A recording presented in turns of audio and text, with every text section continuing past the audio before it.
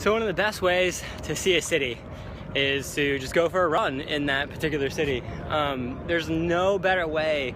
You're literally like running through it, and because you're running through it, you're seeing things and you're getting places you can't get to on like by car or like in the tourist areas. And so I started in like this area that Cade lives, up by like the University of Sydney. And so his roommate showed me like this like path to run through this, kind of like this bike path. And I gotta tell you, it's been pretty awesome. I mean, look at this view of Sydney. That's awesome. And like where we stand right now with the segment is kind of interesting because, you know, I figured that they would have sulfur hexafluoride down here in Sydney because, you know, it's a big city. But the problem is that the only sulfur hexafluoride they have, which is the deep voice gas, which is the gas that we're using on the segment with the Today Show, that's like our first experiment.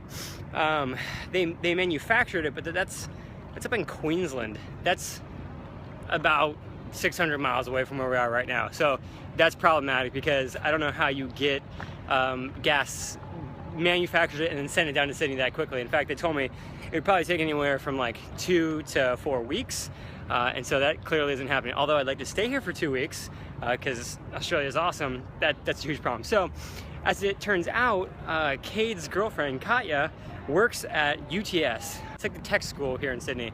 And she just so happens to have access to all of the gases that they use at that school, and they just so happen to have sulfur hexafluoride. So fingers crossed that the dean signs off on it and we can actually use the sulfur hexafluoride for the experiment, the deep voice gas, on Friday. Because if not, then we have to axe that one, and I don't know how we're gonna do it. So I'm just praying that it all works out.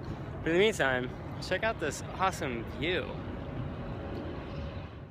If you like this video, click here to subscribe. New videos every week.